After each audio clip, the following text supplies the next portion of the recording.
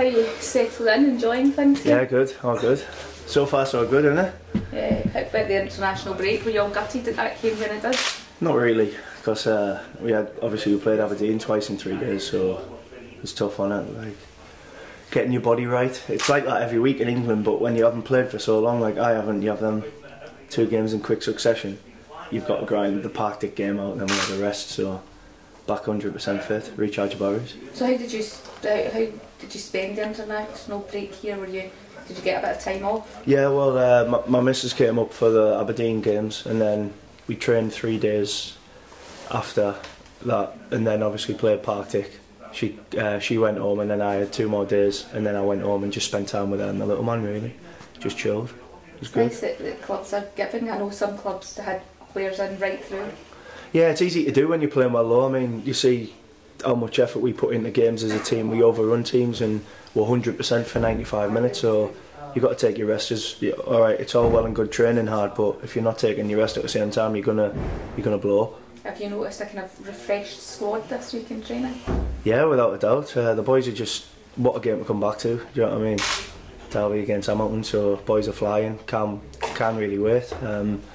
We'll be doing a bit of match analysis on them and stuff today, so yeah, I'm just looking forward to see what challenges next, because it's all new to me this, you know, I've not played against many of the players up here, so it's just different challenges. So in England I've played against practically every striker in the lower leagues, but here it's like never really played against any of the players, so it's good to watch them and see what they're good at, what they're not good at, and then it's like a game of chess, isn't it, on a Saturday? Yeah, you see.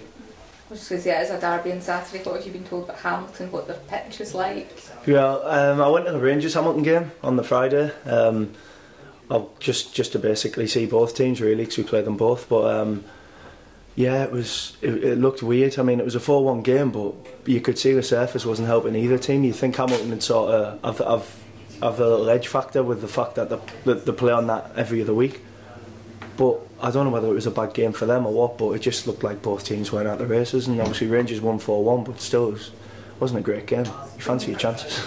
So from your point of view, you wouldn't have played an artificial very often in games, I'm assuming? No, I've never.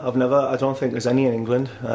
Maybe some in the conference, but I've never played at that level. So yeah, I mean, I've got no problems with me body-wise. I can play on it. I can easily get through games on that, but it's just obviously passing the ball and stuff.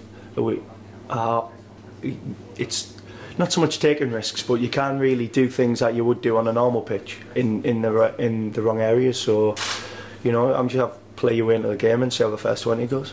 Is it a surprise that there is an artificial surface, or 2 of them in the top 5 in Scotland? Not really, not with the weather. There'll be a lot of games called off, wouldn't there, if there wasn't. But I am surprised because it's a professional level, and you know it does do you more harm than good if you're playing on it every other week like the Hamilton boys are. And I think is it Kilmarnock have got it as well.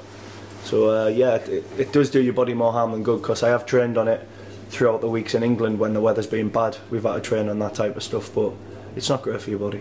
And obviously the way you've been playing as a team last few weeks, it's been pretty relentless. You know, pushing teams back. Is that something you're maybe going to have to tone down a wee bit because of the surface? No, I don't think we change the way we play. I think we make them make mistakes on the surface, if anything.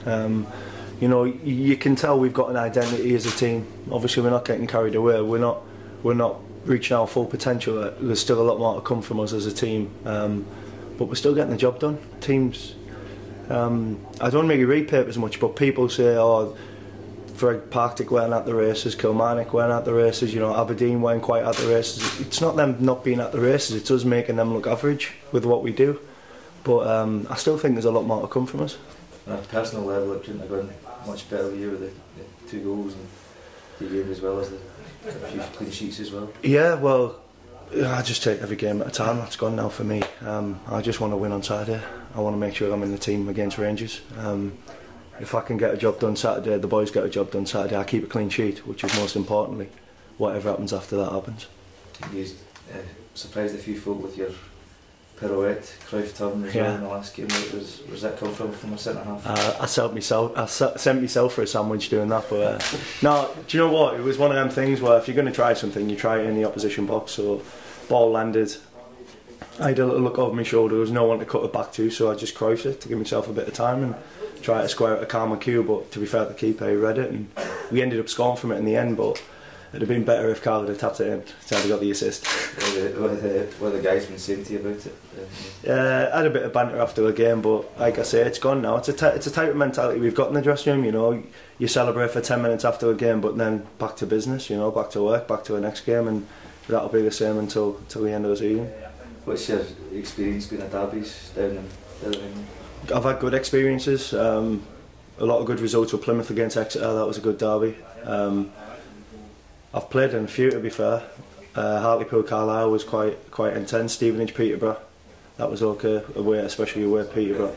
But I've had good experiences, and I've won more than I've lost, and I think it's a type of mentality I have as a player. You know, I'm up for a scrap and a fight, so it's generally what derbies are about. Do you have to go into? Some people say it's just another game, but do you have to go with a different mentality? Nah, I don't think you do. I think if you go in with a different mentality, you start changing the way you are. You know, I could be playing against Celtic, Hamilton, or Dog and Duck United. I have the same mentality. I want to play football. It's 90 minutes, man against man. Whoever comes out the best, whoever wins a chess game wins a game. Like me and my opponent, you know, it's you find out what they're good at, and you try and counteract their strengths to bring your strengths out, and hopefully, you know, you keep them quiet, you play as good as you can, and you're going to win the game.